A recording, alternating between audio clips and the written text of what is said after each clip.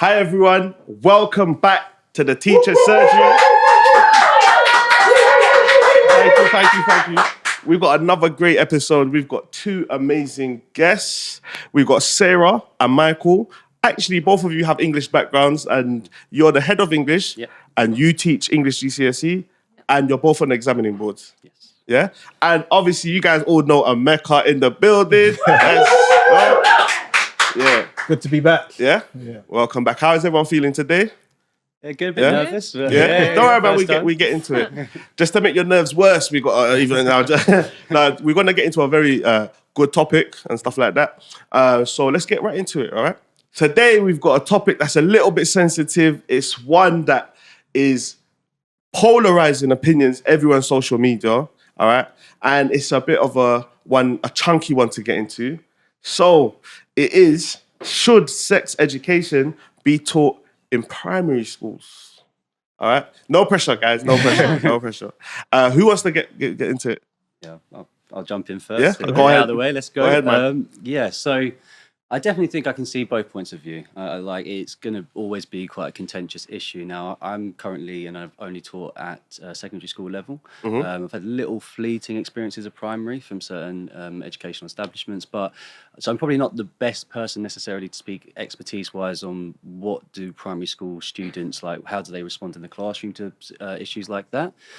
Well, one thing where I come down there, I do, if I was going to have to go on one side of the fence, I would say I do think it should be taught. I think as soon as you say the word sex, it's a bit taboo. And I think it's quite ironic in a way that I feel like we live in a society where a lot of things are very sexualized, but then we don't want to talk about sex. And that's this kind of weird binary that I think it's a lot to do with the kind of commercialization of like sexualized products, and that includes people, you know, in terms of like social media and things. So I know that's a kind of different topic. I don't want to go too much onto that, but what I would say is that when we think of sex education, I think, you know, a lot of people think, oh, they're just teaching people basically how to have sex, you know, which is of course not going to be what you're going to be discussing, I imagine, in a primary school setting. But one thing I definitely think should be taught as early as possible is about boundaries and consent.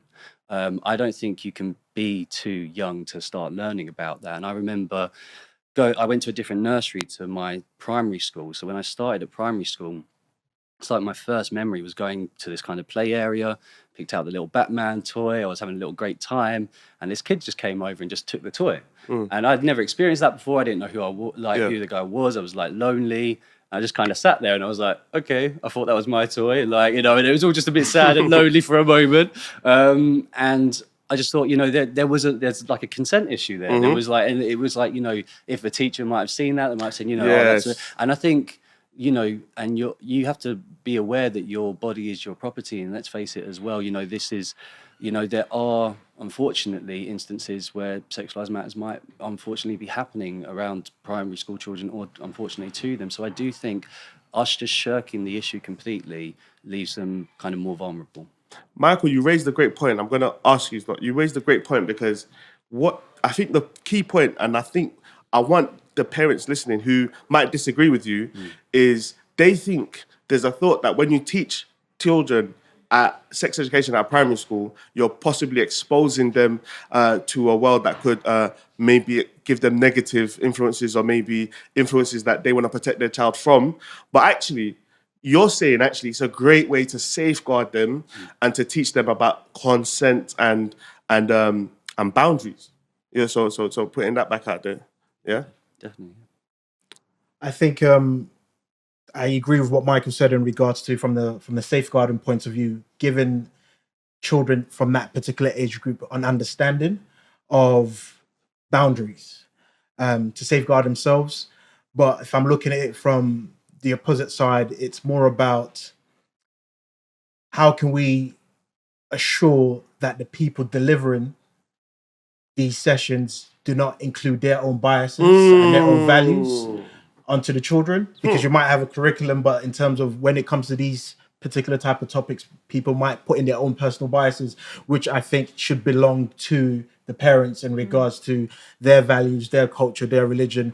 And so also understanding at what age do we think that these young people are able to cognitively understand all the intricacies of a topic. You can't just say, we're going to stop there until you're 12 now. Yeah. Once you open that can of worms, you've opened the can of worms. So if we're saying that 12 is the age, 13 is the age that we feel like they can grasp this whole thing holistically as a concept, then we wait to that point of view, which is why I would say personally, as a parent, I would wait for those conversations in a school setting to be had in secondary school, and give the parents an opportunity throughout primary school to share their values and their knowledge with their children. And I'm going to get to you. So are you saying possibly that the onus shouldn't be on schools to teach this if it comes to social issues, but essentially boundary and consent is not an educational matter in terms of, obviously, when we talk about sex education, we're talking about, biology and things like physiology, right? And obviously with that, but from a primary school point of view, when it comes to safeguarding, is that more of a parent to teach their children about safeguarding or consent? So I guess it could be working in collaboration with the parents and the school, because that's one thing I think they will both agree on in regards to, for instance, safeguarding children in regards to what's appropriate touch from an adult, for instance. But how isn't it? So could you possibly have that conversation in primary school? But you said you'd recommend or maybe suggest it being in secondary school. So how would you have that conversation without it being sex education? Without it being that's what's taught. I guess it's the levels of which way you're discussing it. For instance, if we're just leaving it as touch and this is inappropriate touch, for instance, without going fully deep into the sex education side of things, but just so, for instance, a young person might say, "Oh, that's a red flag." However you want to teach it, okay. The teacher touched, or this individual touched my leg, and this is not appropriate, and then let somebody else know so that can be investigated. For instance, if it's a continuous. So you're saying take key elements from sex education, not necessarily have other elements. Yeah, I guess from the argument, from the point of view, if you're going to deliver anything, okay, let it be that. Okay. What's safeguarding them? Sorry, Sarah, I'm interested to hear you. You've been very patient.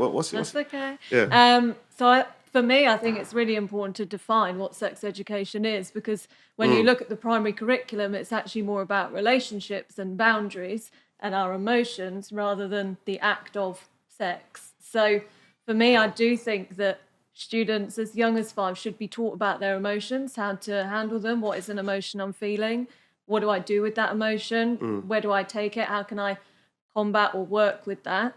And I think if you label sex education as only sex education, then it brings up really contentious and sort of very different points of view from, like you said, religious, cultural backgrounds.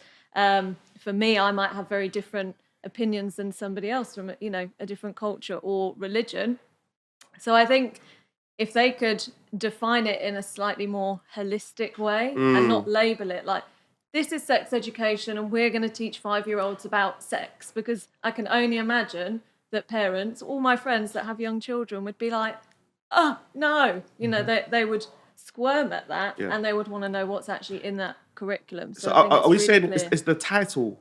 Take away the title or maybe some other aspects and it's a thumbs up from everyone? I think based on what Sarah's saying, if you're talking about emotional education, then yeah, the name needs to change, because if it's got nothing to do with sex, then why do we have to use that terminology and label it as that? If we're teaching about relationships, then let that be the name of whatever it's being taught, rather than boxing it all around just sex education. So my question to particularly Sarah or Michael, right, is where does the buck stop when it comes to teaching to our children this emotional regulation and social skills?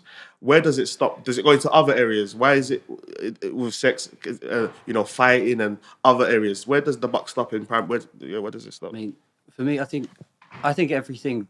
The whole point of school is meant to be that, and I say that it's meant to be to prepare you for the future. And I think most people, if not nearly everyone that I ever speak to, says this current schooling system is not fit for purpose. It doesn't fit the kind of students that we have these days, their interests, and doesn't really prepare them. So if we're looking at that in a kind of silo, and we're just looking at this whole idea of sex education, we want people to be confident in how to deal with their emotions. That ties into like mental health, their relationships. We want them to be able to have good, secure, well-balanced relationships in the future. So we need that to be on the curriculum, in my opinion, because we cannot guarantee. I do think, and I agree, like it obviously should be with the parents and guardians first and foremost, but we don't know what every background of every child's going to be. Are they going to receive that the best kind of conversation? And also, even like sometimes it might be good for them to have like different points of view, because otherwise they're going to learn from their friends and they're going to learn from online, and neither of those two things necessarily will be actually promoting the best relationships kind of advice and counselling they could receive, in my opinion. All right, just gonna stop you there. Gonna pause it there. I did want to hear from you, but we are running out of time. Don't worry. Hey, listen, all of these questions we're gonna have a part 2, because I think we need to get more into this. This is a really good topic. I really enjoyed that. But we're into the next part of the teacher surgery. We've already it's already going to be you, Emeka. So we get questions from people all the time. Listen, you lot continue to bring in your questions, continue to ask us questions, because we've got people, experts and professionals that come in, all right, like such as Sarah, Michael, yourself, and obviously Emeka, and our podcast regulars. So we're going to spin the wheel. I'm just doing this for like thing, because we already know it's going to be formalities. All right. So let's spin. Okay. That one, I mean, it's blue, isn't it? Yeah. So we're into part 2. We're going to spin the wheel. We've got some great questions from you guys. Continue to send your questions in. We love answering them. And we're going to see what question we've got and who's going to answer the question. It's spin the wheel time. Let's go. Okay, so we got black. And black is, it's for you, Sarah. Yeah? Excellent. Okay. So the question that we've got for you is, by the way, it's Sarah's question, but we want everyone to chip in, just so that you guys know.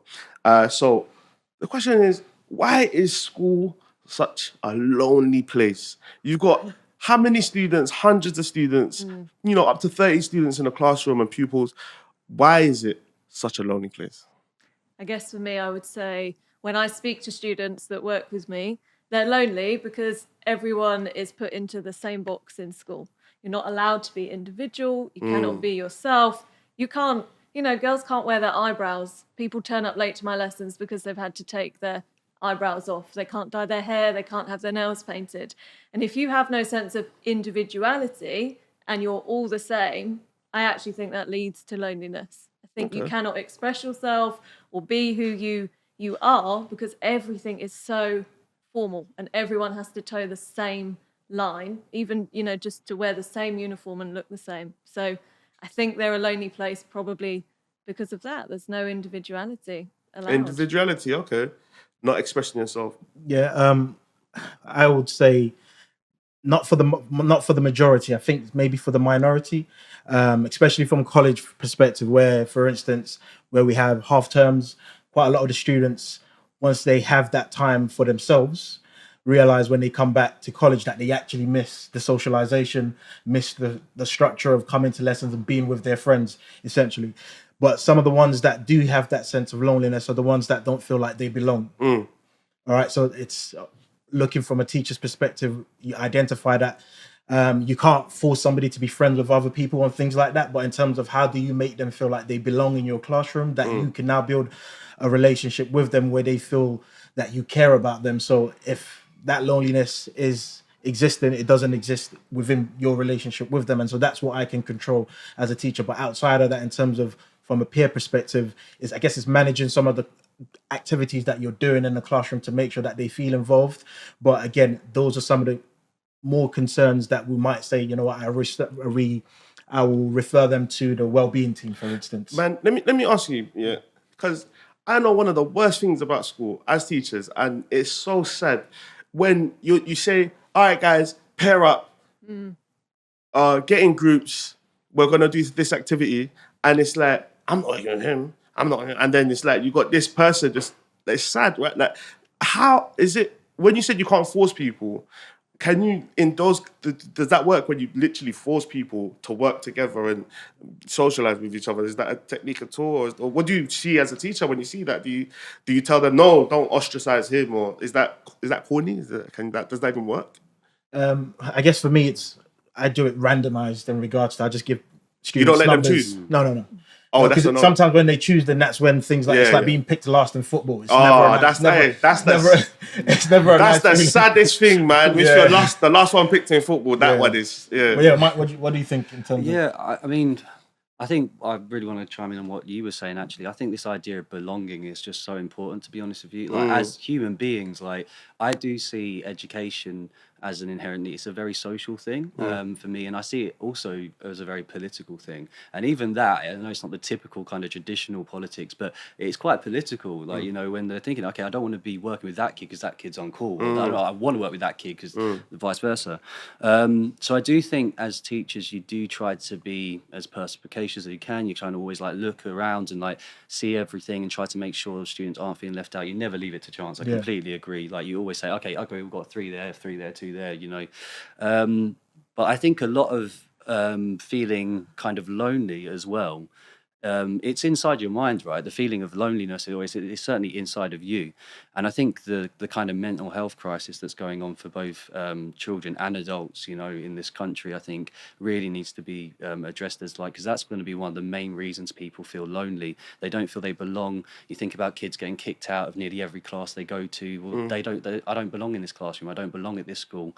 And then that can extend even further to I don't belong in this life, you know, when it comes into mental health. And I think extracurricular clubs are a really great way of trying to get students to break down some barriers. You know, like I actually remember one of the best pieces my older sister gave me advice. She said, "Oh, you know, if you," it's framed in a kind of wrong way. I want to hear it. Yeah, she was saying, well, if you want to get in with the cool kids, like go on the football team. She's like, you're good at football. That's a good way for you. And like, 'cause I was struggling socially, and it was like all of a sudden, like they were like, oh, he's a good goalkeeper, you know, like I know, like so took that spot. Turned out not that great, but you know, like, it was all right for a little while. But you know, there's all those kind of social skills that you need to adapt, and I do think it's a bit of a shame at the moment that there's so much focus on the kind of core curriculum and getting students results that I do think extracurricular clubs, and this might just be my perspective, and I wouldn't say for every school, but it feels like it's narrowing what schools are actually offering. And you know what? I want to hone in again, the parents listening, and if you think that you might have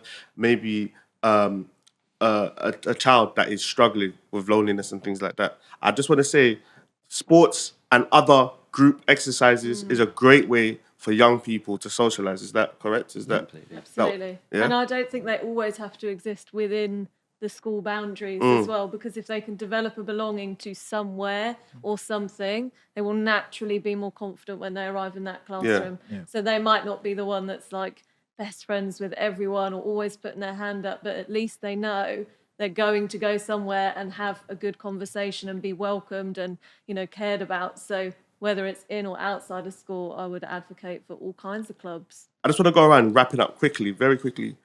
Were you lonely in school? Were you lonely? Did you feel lonely in school? No, I loved school. You loved I it, went to school for my girlfriends. We had such a great time. We were terrors. It was brilliant.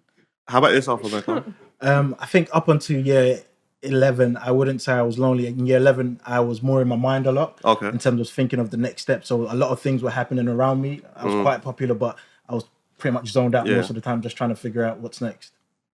I definitely did both. Every stage, I think, apart from college, was probably my happiest, and it was because I felt the least lonely. I relate to that. I was lonely, but I was so sociable. I had so many friends, but not many people could relate to me, you know, and that made me feel lonely to my experiences and my particular circumstance. But there you go. Anyway, that wraps up another episode of the Teacher's Surgery. Don't forget to like, share, and subscribe to all of our platforms. Tell all your friends about us. Let us know any more questions you have. DM us, contact us. Let's get it. Until the next episode, that's goodbye from us and goodbye from everyone else. Thank you. Thank you.